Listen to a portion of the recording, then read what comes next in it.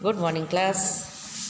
आज हम आपके पाठ्य पुस्तक साहित्य सागर का लेसन नंबर 4 उसका नेताजी का चश्मा इसका क्वेश्चन आंसर आप करेंगे आज। और पहला प्रश्न है, इसमें देखेंगे और आप अपने नोटबुक में इसे पूरा लिखेंगे। पहले आपको मैं बार बता रही हूँ कि आपको लेखक परिचय आपको लिखना है और उसके बाद स्टार्ट करेंगे क्वेश्चन आंसर। पहला एक्सट्रैक्ट है, हालदार साहब को हर 15वें दिन कंपनी के काम के सिलसिले में उस कस्बे से गुजरना पड़ता था। कस्बा बहुत बड़ा नहीं था।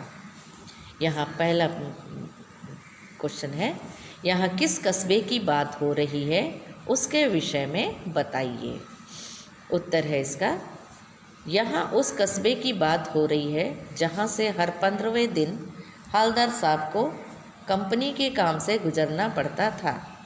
कस्बा बड़ा नहीं था, केवल कच्चे पक्के मकान थे। एक बाज़ार था।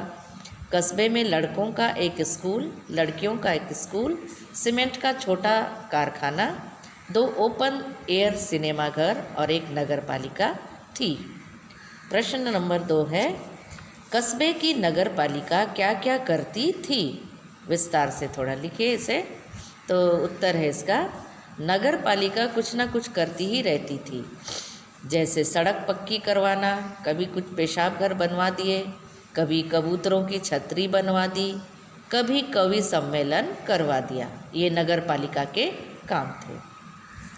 प्रश्न नंबर 3 है, इस कहानी की रचना क्यों की गई है? कारण सहित लिखिए।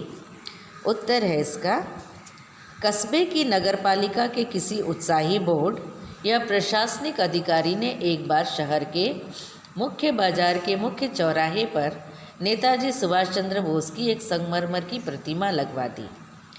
यह कहानी उसी प्रतिमा के बारे में है, बल्कि उसके भी एक छोटे हिस्से के बारे में है।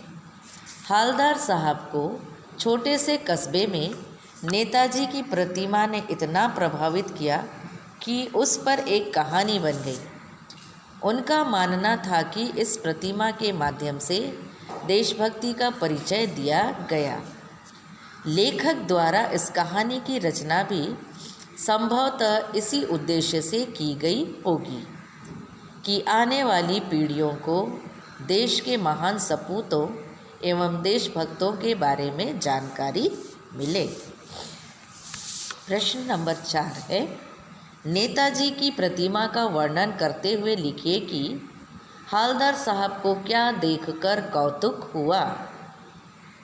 इसका उत्तर है, मूर्ति संगमरमर की थी। नेताजी की प्रतिमा का वर्णन है, मूर्ति संगमरमर की थी। टोपी के नोक से कोट के दूसरे बटन तक कोई 2 फुट ऊंची, जिसे कहते हैं बस्ट, और सुंदर थी। नेताजी सुंदर लग रहे थे, कुछ मासूम और कमसिन। फौजी वर्दी में केवल एक चीज़ की कसर थी जो देखते ही खटकती थी।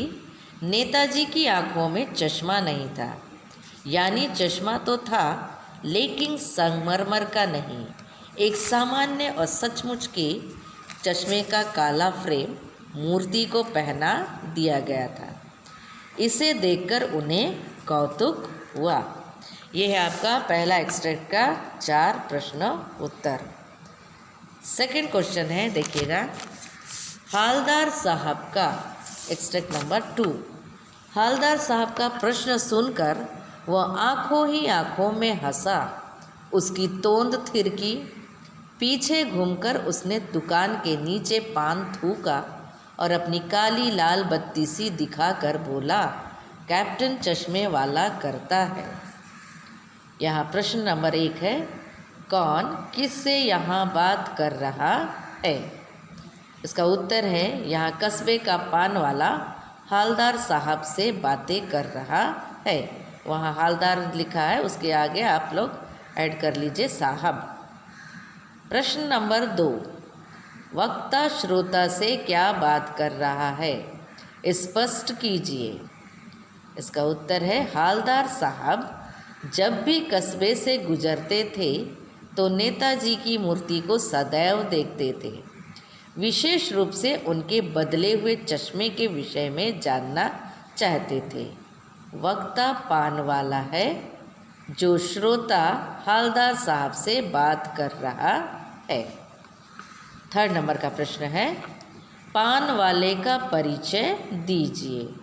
इसका उत्तर है, पान वाले की कस्बे के चौराहे में पान की दुकान है। वह काला, मोटा और मोटी तोंद वाला खुशमिजाज व्यक्ति है। जब वह हंसता है तो उसकी तोंद थिरकती है। उसकी 32 लाल और काली है। 32 यानी 32 दांत। क्वेश्चन नंबर 4 है, कैप्टन चश्मे वाला कौन है और नेताजी के चश्मे से उसका क्या संबंध है? इसका उत्तर है, कैप्टन चश्मे वाला एक बूढ़ा मरियल सा लंगड़ा व्यक्ति है। वो गांधी टोपी पहनता है, अपनी आँखों पर काला चश्मा लगाता है, घूम घूम कर एक हाथ में संदूकची लिए और दूसरे हाथ में बांस में टंगे चश्मे लिए चश्मे बेचता है।